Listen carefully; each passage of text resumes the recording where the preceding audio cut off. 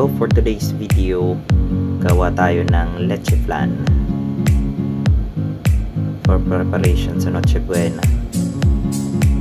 Kasi walang magawa, nasa dry dock kami at hindi makalabas kasi obligado tayong mag-watch.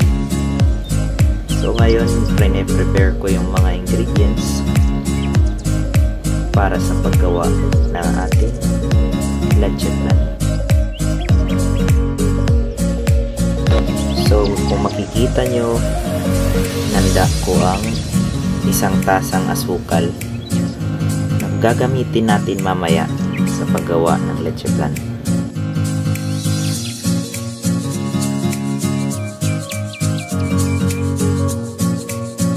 So after nito, itabi muna natin.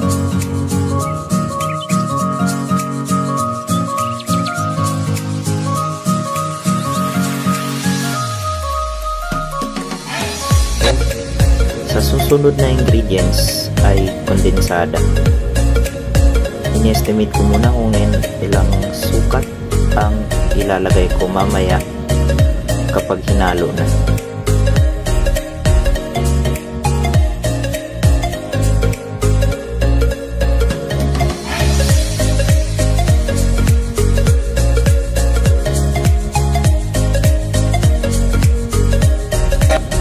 Hinahanap ko muna siya online kasi wala kaming measuring cup on board.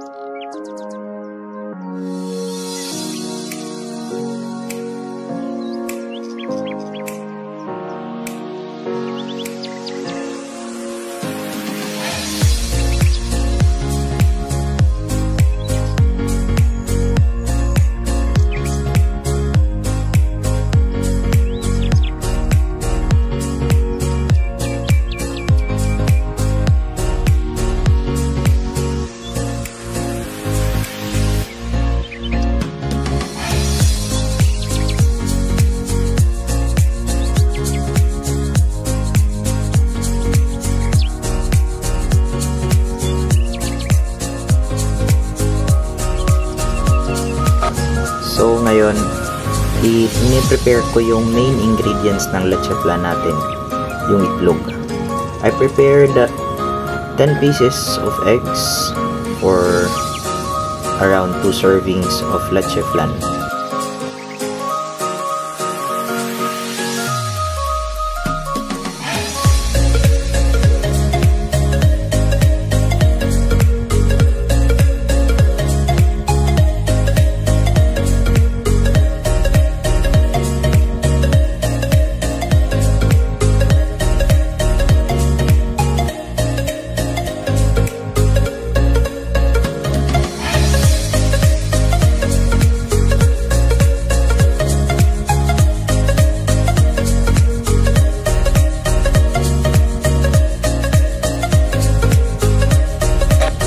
Pagkatapos ko siyang diyakin, nag-prepare ako ng bottled water, plastic bottled water para gawing madali yung pag-separate ng egg yolk sa egg white.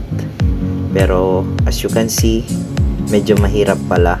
So I tried a different method on the later on of the video para mas mapadali.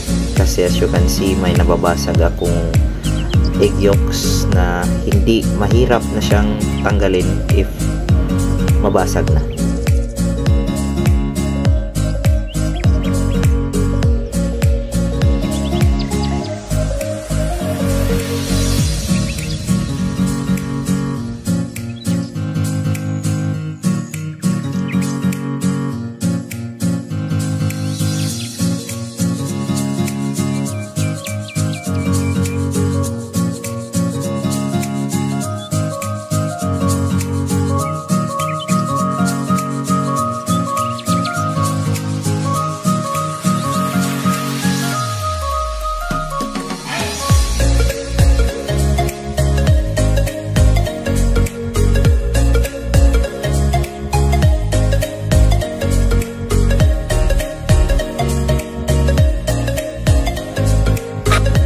Ito, kumuha ako ng 2 piraso kasi basag na talaga yung egg yolk, hindi na siya masaseparate.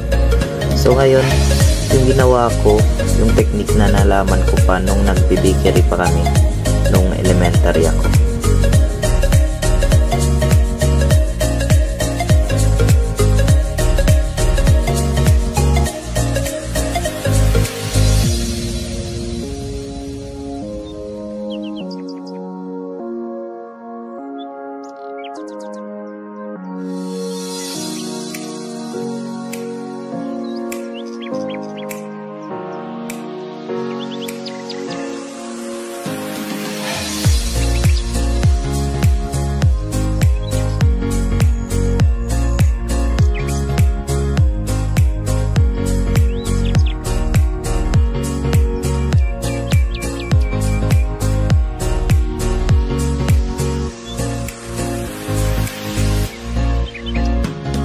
Set aside natin ang egg whites at i-prepare natin yung mixer. Ngayon ilalagay natin ang 10 egg yolks sa mixer.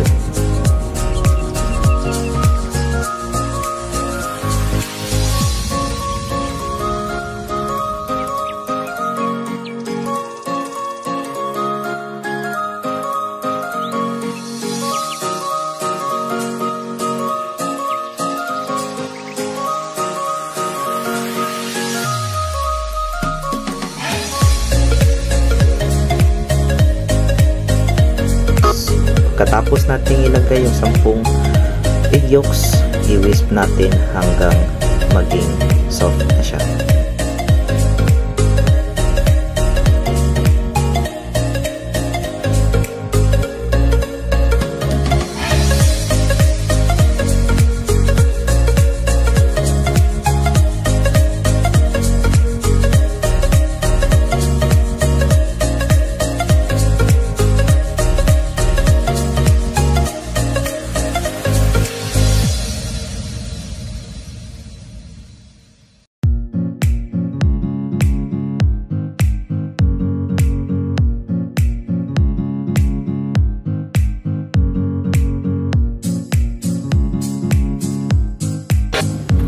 Ang sumunod na ingredients ay condensed milk. Sa serving na ito, hinanda ko yung 1 latang kondensada.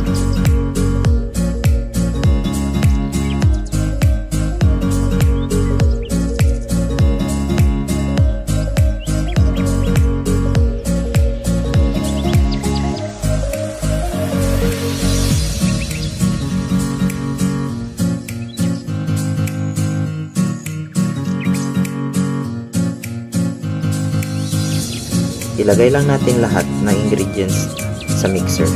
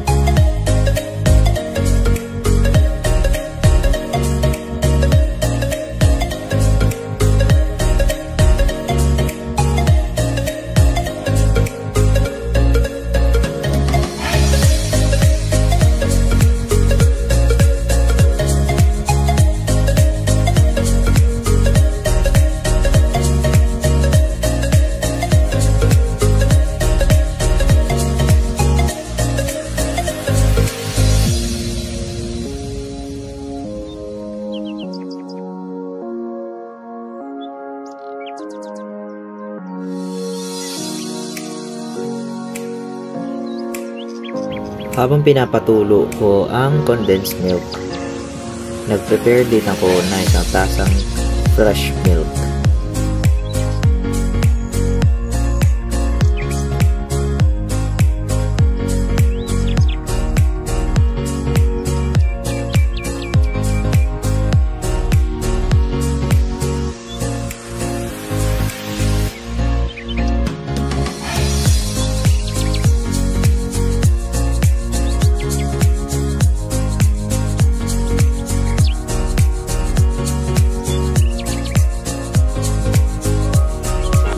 Haluin lang ito hanggang maging even ang kanyang texture.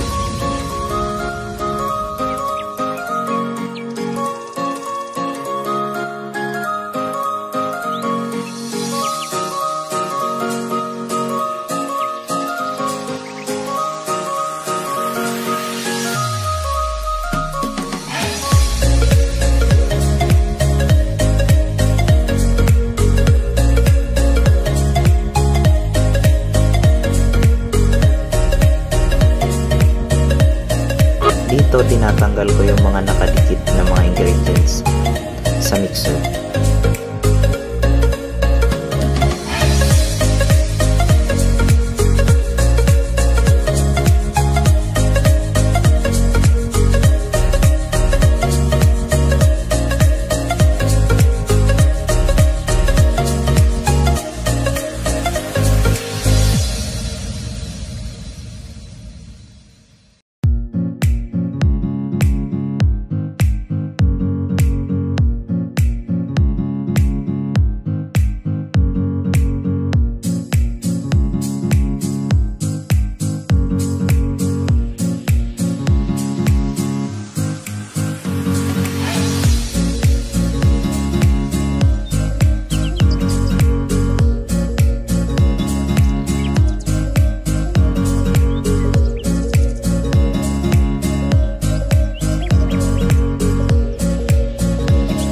Dito ay hinahanda ko na ang magiging molde ng leche flan.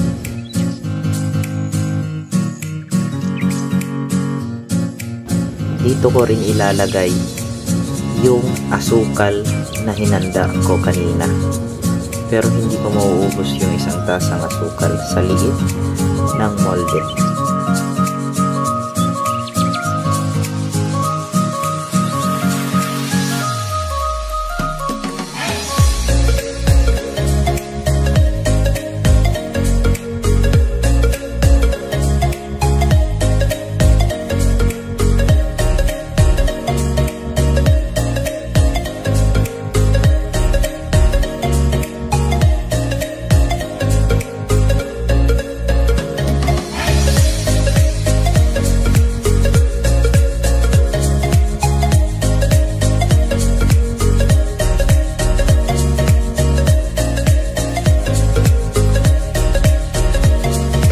Ngayon ilagay na natin ang asukal sa molde at painitin ito hanggang mag-caramelize.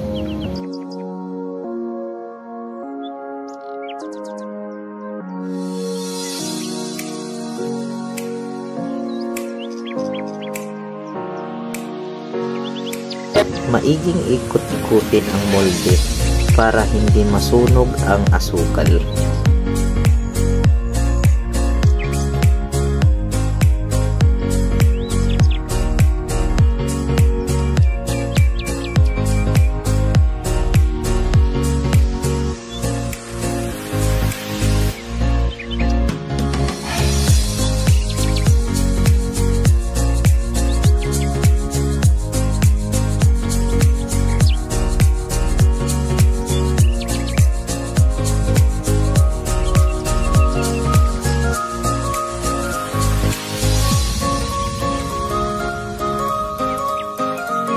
Dito makikitang kumuha ko ng spatula kasi induction cooker po yung gamit ko at hindi ko po mapapaikot yung molde sa hot plate.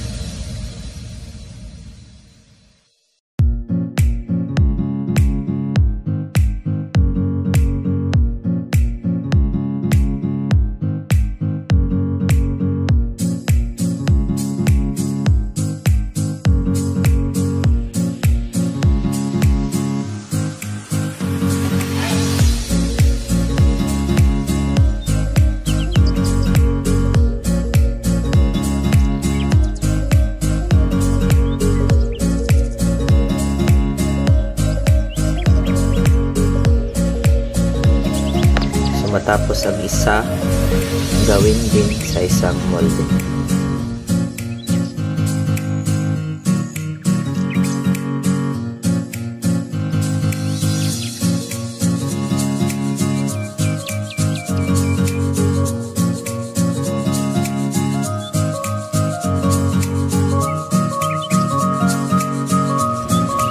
Linagyan ko na dito ang isang molde ng premix na leche flan habang pinapainit ko yung isa.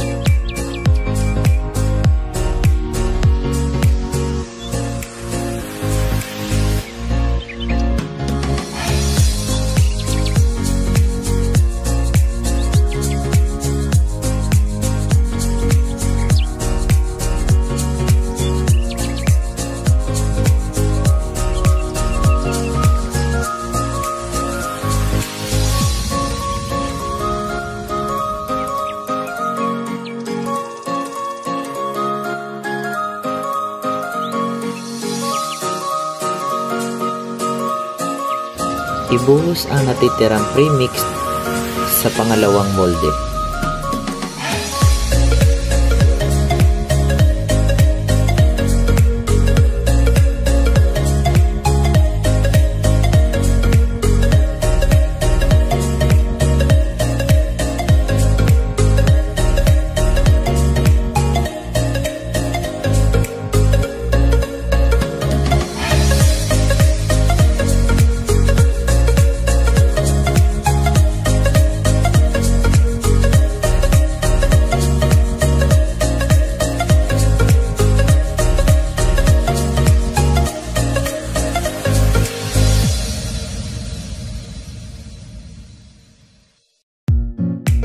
Dahil wala kaming steamer, nag-improvise ako ng sariling steamer.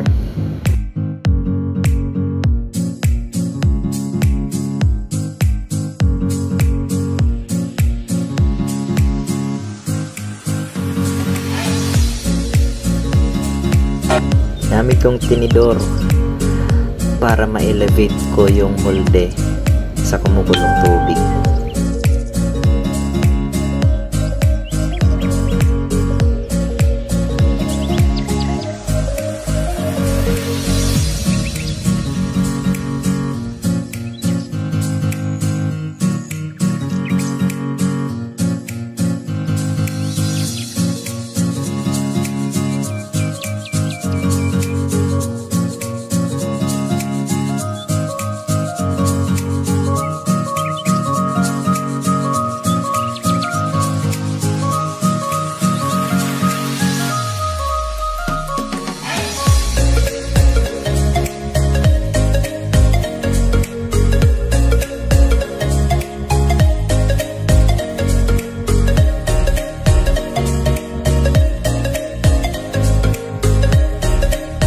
Tapos ilagay ang dalawang molde.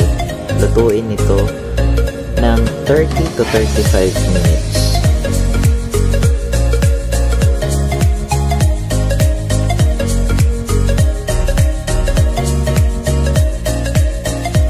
Habang nag-aantay ng 30 minutes, naglinis na ako ng kusina.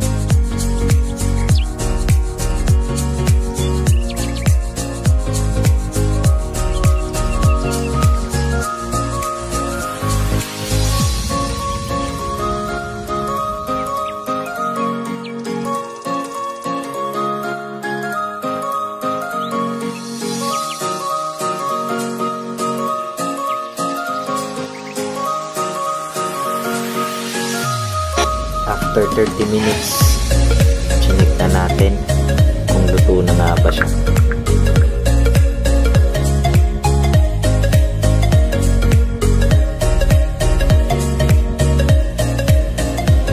Ginamit ko yung toothpick dito para makita ko kung luto na ba yung ilalim or yung loob ng leche flan.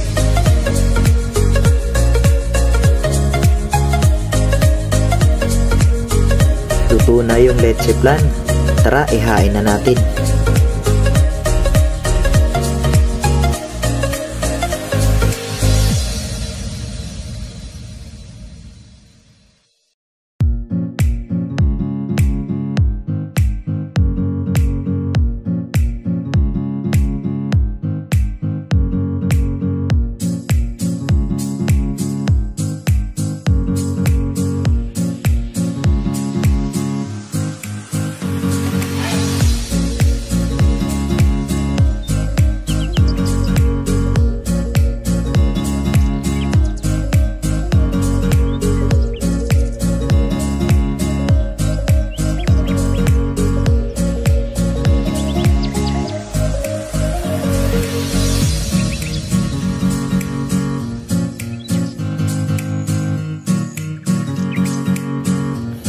Leche flan a la Baltic split.